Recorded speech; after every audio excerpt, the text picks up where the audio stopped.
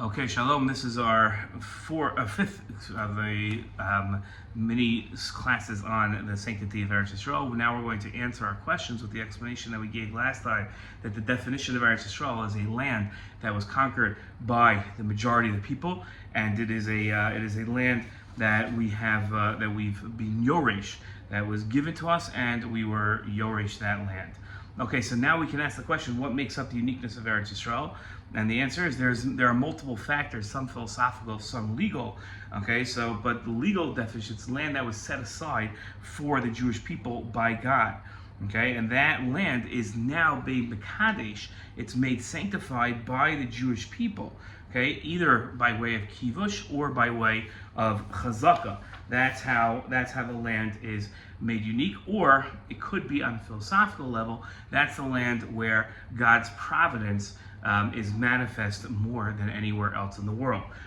Okay, now how do we understand the debate about whether or not the first kivush of Yehoshua and the Olei Mitzrayim, whether they had sanctity that lasts forever? And that's the question of whether or not Yehoshua's kiddush can outlast the conquering force. And that debate centers around whether another nation taking the action of the Jewish people can negate the Jewish people's claim to the land. Okay, that's the debate there. What does it mean to be mekadesh the land, to sanctify the land? So being mekadesh the land means to establish the land as the Jewish people's land for the sake of mitzvot. That's what Ezra was doing, and that's what the Olei Mitzrayim were doing. They were being mekadesh the land. So now we can understand how can parts of Eretz Yisrael, we mentioned in the very first introduction, that could Beit Shemesh or Tel Aviv not be part of Eretz Yisrael? And the answer is yes, it could be not part of Eretz Yisrael, and it cannot be kadosh, because it's sitting in potential to be kadosh, but the Jewish people never took it as their land for mitzvahs. They were never mekadesh the land, and therefore it's not considered kadosh. And if it's not considered kadosh, it's not actually considered part of Eretz Yisrael. So between the first and second Beit HaMikdash, the land was not considered part Eretz Yisrael at all. There was no Eretz Yisrael at that point. What's the status of the land promised to the Avot that's never made kadosh? If it was the Jewish people never actualized that kedusha, so until the Jewish people have taken the land, it can't be considered kadosh, and it just sits in potential of being kadosh. What is the idea of Yerusha? Yerusha is a property that sits aside, but not, and it's set for somebody, but it's not taken by the recipient yet. That's the Eretz Yisrael that was never made kadosh by Ezra.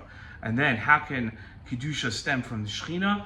That's how a whole complicated subject on its own about how Shlomo Melech was mekadesh the land. Okay, and Eretz Yisrael can be considered not Eretz Yisrael if it was never made kadosh. Okay, one last thing: what does it mean what does it mean that the land was taken by chazaka? So here the Radbaz, the Tosfos Yontov explains that the second kiddush, meaning by the Olei Bavel, was effective because it was done by the permission of the other nations. That means that it was agreed upon by the entire world. When the world agrees that the land belongs to the Jewish people, as they did at the times of the second Beis HaMikdash, it can't be taken by others. There's nothing that can reverse that decision.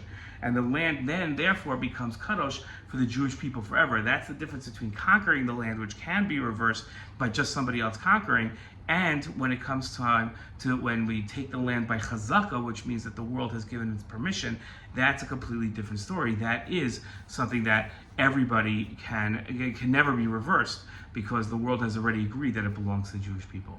I hope that topic was clear, and thank you for learning with me.